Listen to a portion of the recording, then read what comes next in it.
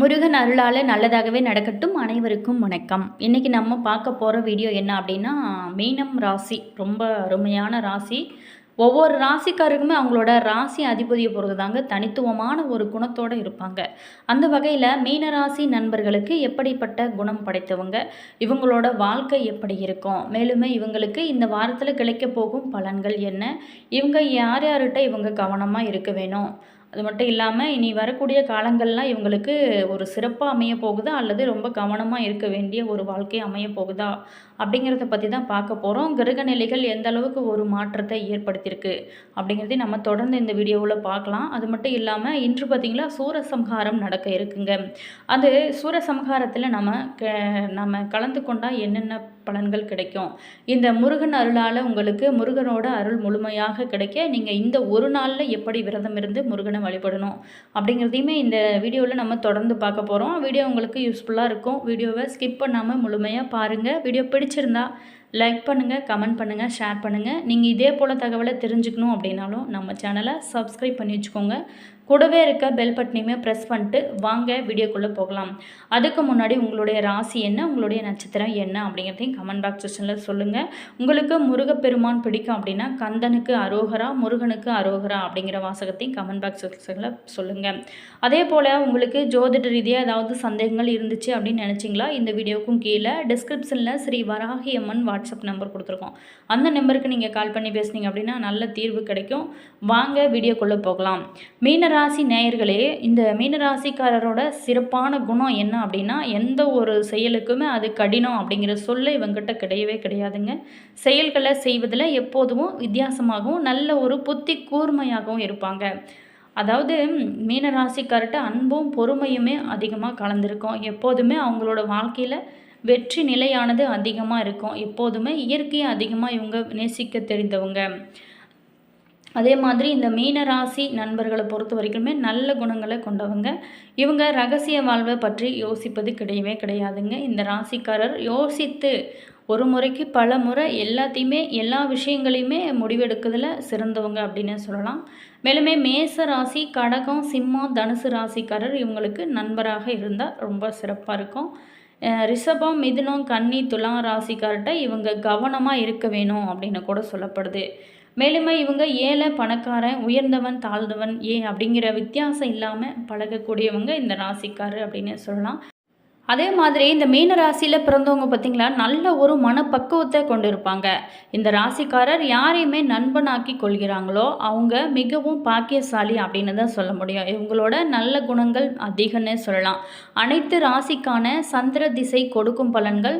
ராசிகள் மீன ராசிக்கு ராசியான கல், புஷ்பராகம், கோமேதகம். இவங்களுக்கு சங்கடங்கள் நேரும் பட்சத்தில் புஷ்பராகம், கோமேதகம் அல்லது முத்தை மோதிரமாக அணிந்து கொள்ளுதல் நல்ல ஒரு சிறப்பு. பக்கத்தில் வைத்து கொண்டாலும் உங்களுக்கு துன்பங்கள் விலக ஆரம்பிக்கும். மேலுமே இவங்களுக்கு வியாழக்கிழமை அன்னைக்கு தங்கத்தில் அல்லது செம்பில் மோதிரமாகி 3 அல்லது 4 ரத்தினங்களை பதித்து கடவுளை வேண்டி ஆட்காட்டி விரலில் அணியிறது ரொம்ப சிறப்பு. மேலுமே இவங்களுக்கு இனி வரக்கூடிய காலகட்டங்கள் எப்படி அமைஞ்சிருக்கு வாங்க விரிவாக பார்க்கலாம். மீனராசி நேயர்களே, இந்த வாரத்தை பொறுத்த வரைக்கும் சில பேர்த்துக்கு அதிகமான அலைச்சல்கள் இருக்க நிறைய வாய்ப்பு இருக்குது. வேலையில் அதிக கவனம் செலுத்த வேணும். அதே மாதிரி அனாவசியமாக நீங்கள் யார்கிட்டையுமே வாக்குவாதம் செய்யாதீங்க. தேவையில்லாத சண்டையில் மூக்க நுழைக்காதீங்க. அது உங்களுக்கு தான் பிரச்சனையாக அமையும். முன்கூட்டியே உங்களுடைய வேலையை முடித்து வைத்துக்கொள்வது ரொம்ப நல்லது. இன்றைய வேலையை முடிக்காமல் நாளைக்கு அப்படின்னு தள்ளி போடுவது உங்களோட எதிர்காலத்தில் சில சிக்கல்களை ஏற்படுத்திவிடும். ஸோ அன்றைய வேலை அன்னைக்கே செய்யுங்க. அது உங்களுக்கு சிறப்பாக அமையும். தினந்தோறுமே நீங்கள் சிவ வழிபாடு செய்யுங்க. நல்ல ஒரு மாற்றம் இருக்கும். மேலுமே இந்த காலகட்டத்தை பொறுத்த வரைக்குமே இந்த வாரத்தில் நீங்கள் முருகப்பெருமானை வழிபட்டு வாங்க. நல்ல உங்களோட வாழ்க்கையில் மாற்றம் இருக்கும். முருகப்பெருமான் பார்த்திங்களா சூரசம்ஹாரம் இன்னைக்கு பார்த்திங்களா நடைபெற இருக்குங்க. மேலுமே நாளைக்கு திருக்கல்யாணம் நடக்கும். நீங்கள் முருகப்பெருமானை இந்த 48 நாட்கள் தொடர்ந்து விரதம் இருக்க முடியாதவங்க கூட இந்த ஒரு நாளில் நீங்கள் விரதம் இருந்து முருகப்பெருமானுக்காக நீங்கள் வழிபட்டீங்க அப்படின்னா அந்த 48 நாட்கள் இருந்த பலனுமே உங்களுக்கு கிடைக்குங்க. முழு மனதோடு முழு நம்பிக்கையோடு நீங்கள் ட்ரை பண்ணுங்கள். நல்ல மாற்றம் இருக்கும். மேலுமே இந்த காலகட்டத்தை பொறுத்த வரைக்கும் நம்மளுடைய மீன ராசியில் பிறந்தவங்களுக்கு ஓரளவுக்கு சாதகமான பலன்கள் இருந்தால் கூட அவங்க ஒரு சில விஷயத்தில் ரொம்ப கவனமாக இருக்க வேண்டிய காலகட்டமாக இருக்குது. இந்த வாரத்தை பொறுத்த வரைக்குமே உங்களுக்கு பார்த்திங்களா வீண் பிரச்சனையால் மனக்குழப்பம் கூட ஏற்பட வாய்ப்பு இருக்குது. பயணங்களில் தடங்கள் ஏற்படலாம்.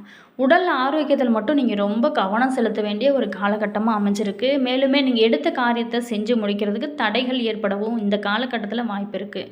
வழக்குகள் சம்பந்தமான விஷயங்களில் ரொம்ப நீங்கள் எச்சரிக்கையாக இருக்கிறது நல்லது. தொழில் வியாபாரத்தில் நீங்கள் எதிர்பார்த்த வேகமானது இந்த காலகட்டத்தில் இருக்கும். உத்தியோகத்தில் இருக்கிறவங்களுக்கு கூடுதல் பணிச்சுமை ஏற்படக்கூடிய ஒரு வாரமாக உங்களுக்கு அமையப்போகுது. சக ஊழியர் மேல் அதிகாரிகிட்ட இருந்து வந்த மனக்கசப்புகள் எல்லாமே மாற ஆரம்பிக்கும். மேலுமே குடும்பத்தை பொறுத்த வரைக்கும் நிம்மதியான ஒரு சூழலானது இருக்கும். உங்களோட கருத்துக்களுக்கு மதிப்புமே அதிகரிக்குங்க. கணவன் மனைவிக்கிடையே கருத்து வேறுபாடுகள் எல்லாமே மனக்கவலைகள் மறைந்து ஒற்றுமை இருக்கக்கூடிய ஒரு காலகட்டமாக இருக்க போகுது. பெண்களுக்கு பொறுத்த வரைக்குமே பயணங்கள் எதிர்பாராத தடங்கள் ஏற்பட இந்த டைமில் வாய்ப்பு இருக்குது. கலைத்துறையில் இருக்கிறவங்களுக்கு நீங்கள் எதிர்பார்த்த அளவு வாய்ப்புகள் வந்து குவியுங்க. அரசியல் துறையில் இருக்கிறவங்களுக்கு எந்த ஒரு வாக்குறுதியுமே நீங்கள் கொடுப்பது முக்கியமாக தவிர்ப்பது நல்லது. மாணவர்களுக்கு பொறுத்த வரைக்குமே கல்வியில் நீங்கள் எதிர்பார்த்த முன்னேற்றம் கிடைப்பதில் தடைகள் தாமதங்கள் இது எல்லாமே ஏற்பட வாய்ப்பு இருக்குது. கவனமாக நீங்கள் எவ்வளோ தடைகள் வந்தாலுமே அதை எதிர்த்து நீங்கள் படிப்பது தான் உங்களுடைய வாழ்க்கைக்கு ரொம்பவும் நல்லதாக சொல்லப்படுது. பூரட்டாதி 4ஆம் பாதத்தில் பிறந்தவங்களுக்கு குருவோட பார்வையால் இருட்டில் இருந்து வெளிச்சத்துக்கு வந்தது போல் உங்களோட நிலைகள் பார்த்திங்களா மாற ஆரம்பிக்கும். மேலுமே புதிய வாய்ப்புகள் உங்களை தேடி வரும். ஒரு வாய்ப்பு கிடைக்கிறது ரொம்ப பெரிய விஷயம். அந்த வாய்ப்பை நீங்கள் தக்க வைத்து கொள்வது உங்களுடைய புத்திசாலித்தனங்க. நீங்கள் செஞ்சு வரும் தொழிலே நல்ல ஒரு முன்னேற்றம் அடைய போகிறீங்க. வேலையில் ஏற்பட்ட நெருக்கடிகள் பார்த்திங்களா விலக ஆரம்பிக்கும். மேலுமே உங்களுக்கு இனி வரக்கூடிய காலங்கள் யோகமாக மாறப்போகுது. அடுத்ததாக பார்த்தோமா உத்திரட்டாதி நட்சத்திரத்தில் பிறந்தவங்களுக்கு இது வரைக்குமே இருந்து வந்த பிரச்சனைகள் எல்லாமே இடம் தெரியாமல் போகக்கூடிய ஒரு காலகட்டமாக மாறப்போகுது. எதிர்ப்புகளுமே விலக ஆரம்பிக்கும். தொழிலில் நல்ல ஒரு முன்னேற்றம் அடைய போகிறீங்க.